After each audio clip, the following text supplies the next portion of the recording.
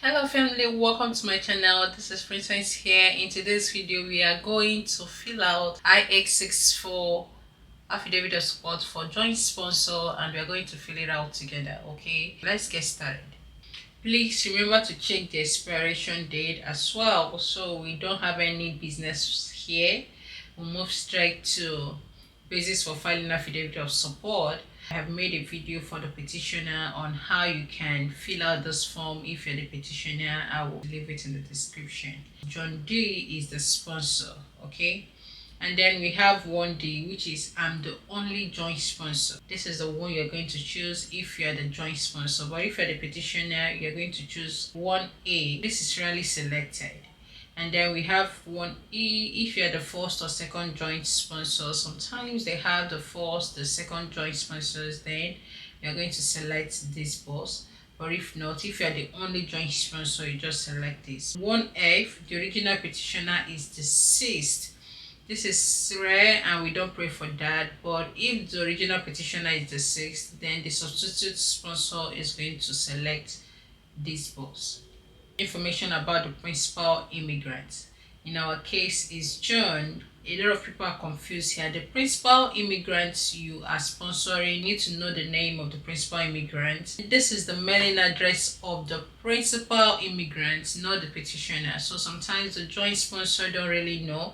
Please ask the petitioner, or you the petitioner, you can fill this out for the joint sponsor.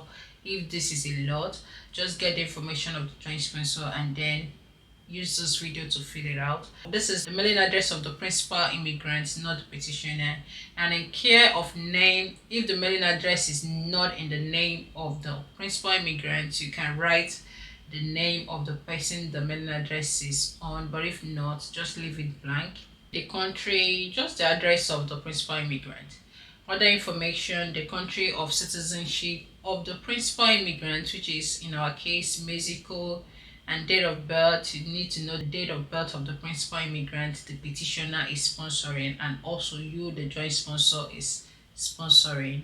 And then the alien registration number, the USCIS, and date time. So you get all this information. If they don't have it, especially 5, 6, 7, just leave it blank. Okay, information about the immigrant you are sponsoring. 1. I'm sponsoring the principal immigrant's name in part 2 or named in part 2. If you're a joint sponsor, you have to check this, which is yes.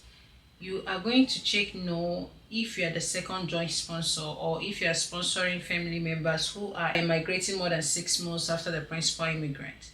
So if you are the second joint sponsor, then you have to check no. But if you're not, then you are selecting yes. I selected this because I'm sponsoring the following family members immigrating at the same time or within 6 months of the principal immigrant named in part 2. What this means is you are sponsoring both the principal immigrant and his or her derivatives. In this scenario, John has his case that will migrate with him to the United States. The petitioner filed as a green card holder. That means they filed I-130, just one I-130 and not separate I-130. If you file separate I-130, you don't need to check this. You just need to select only this. But in this case, John has kids or children that are migrating with him to the United States. So if you check this, you are going to fill out this form, write their names, write the relationship to principal, and then the date of birth, alien registration number if they have any. So this is what you're going to ask the petitioner if you're the joint sponsor. But if you're the petitioner filling out this form on behalf of the joint sponsor, then you know what to fill out here. Just the name of a family member. So for 3, you are going to select this if I'm sponsoring the following family members who are immigrating more than 6 months after the principal immigrant. It's just the same. You either choose this or this, depending on your case. Continuation information about the immigrant you are sponsoring. So in our case, we have 2 people that the joint sponsor, Joe, is sponsoring, the principal immigrant and then the child. In your own case, if it is one, maybe you are sponsoring your spouse or one of your parents, then you're going to just leave one. But if you are sponsoring more than one person, you're going to list the numbers of the people you are sponsoring here. Information about you now, the sponsor. You're going to write the information of the sponsor, which is you that is filling this form, the joint sponsor. You write your name, your given name. If you have a middle name, you write it. Sponsor's mailing address. Fill out mailing address. In care of name, you can leave it blank if the mailing address is addressed to your name. Okay. And then the country. Is your current mailing address the same as your physical address? If it is yes, yes. If it is no, no. But if you choose yes, no need of filling out the sponsor's physical address. But if you selected no, then you're going to fill this out. Other information, country of domicile, that means it must be United States. As a joint sponsor, you need to live and reside in United States. Then date of birth, city or town of birth, state of province of birth, and then your country of birth. Also, your US social security number is required. Select if a US citizen or a lawful permanent resident, you the joint sponsor. And then if you selected 11C, which is a lawful permanent resident, you can put in your A number and also USCIS number. If you don't, just leave it blank. If you are currently on active duty in the US Armed Forces, then you're going to select yes. If not, in our case, Joe is not, then I selected no. This is where it gets interesting now, and a lot of people are confused in this sponsor's household size. Do not count any member of your household more than once. They have already informed you, and also provide the number you entered in part 3. As of this demo, in our case, Joe is sponsoring the principal immigrant and the child. Persons not sponsored in this affidavit. Add yourself as one of the household member, and then if you are currently married, as a joint sponsor, maybe you are married, then you are going to count your spouse as one. If you have dependent children, in this case, Joe has 3 kids. If you have any other dependents that you are claiming or you claimed on your IRX, you need to add them up here. So if you have sponsored any other person on this form I-864 or form I-864EZ who are now lawful permanent resident. So this is tricky. Some people may ask, I'm sponsoring someone. Sometimes you sponsor a K1 person that is here, but they are yet to be lawful permanent resident. You don't need to add them. They need to be lawful permanent residents for you to count them as one of the household size member. And also, maybe you sponsor them, currently they are a citizen. You don't need to add them. You just leave it blank. Optional, if you have siblings, parents, or adult children with the same principal address who are combining their income with yours, they are going to submit I-864A.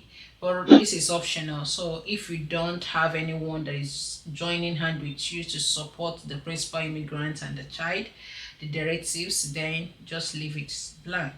The sum of the household size is 7. Add it up and that will give you the household size.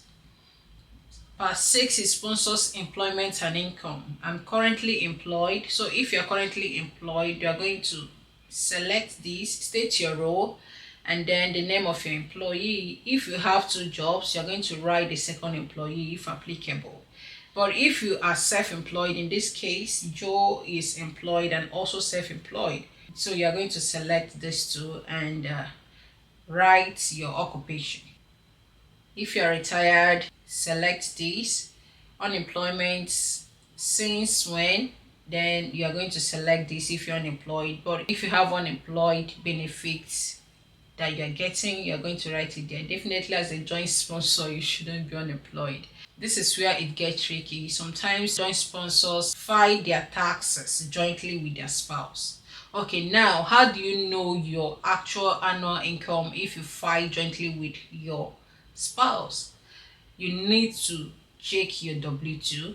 You need to check your 1099. That will give you exactly your annual income. You don't need to add your spouse income if you file jointly with your spouse.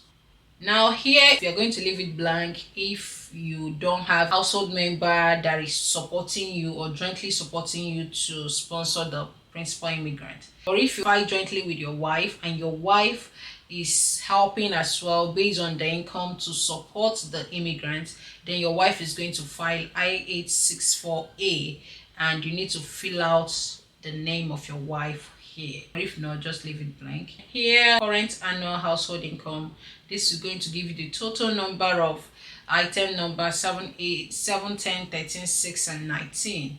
In our case, Joe is making 150,000 annually. We are going to select this box. If you added people in the numbers 8, 11, 14 completed from I-864A, then you are going to select this. But if you don't have anyone, you are the only joint sponsor, to select this. Federal income tax return information. Have you filed a federal income tax return for each of the 3 most recent tax years? Sometimes a lot of questions may come up here. I didn't file maybe 2020, I didn't file 2021, I filed only 2022. If you do, you are going to check no. Or if you filed for all the 3 years, you are going to click yes. Note that you must attach a photocopy or transcript of your federal income tax return for only the most recent tax year. It's a must that you're going to submit the transcript of your recent tax year, which is 2022 in our case, right? And then optional, I have attached photocopies or transcript of my federal income tax return for my second, which is 2021 and 2020. If you don't have 2021 and 2022, you don't need to select this, but you still need to attach a supporting document why you didn't file for second most recent and third most recent for you not to get RFA.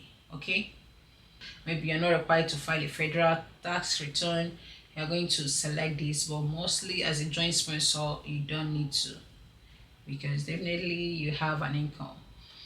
Use of asset to supplement income. This is optional if you're making enough money. In our case, the sponsor is making enough money, he don't need to fill out this. So you don't need to fill out all this. This is a crucial information. If you're making more than enough of what they need, you can just leave it blank.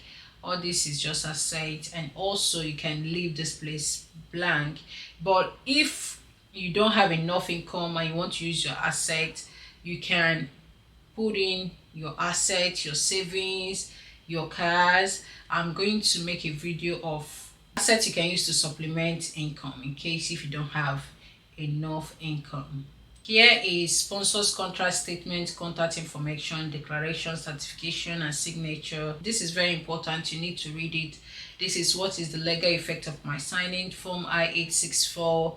What other consequences are there? What if I do not fulfill my obligations? They're going to open your eyes to let you know what we are going in for. If you use an interpreter, yes, the interpreter is going to write their name, and you, the sponsor, you're going to write your telephone number, your mobile number, and then your email. You're going to check here. I can read and understand English. If you can, if you don't understand, just select this. Interpreter mailing address, if you use that's if you use an interpreter. And also sponsor signature. Please don't forget to sign this and date it. If you don't, they are not going to approve this form. Not. So I believe this video was helpful. Please leave in the comment section if you have your questions, and don't forget to subscribe. Give this video a thumbs up if you enjoyed it. Thank you for watching, and see you in my next video. Peace.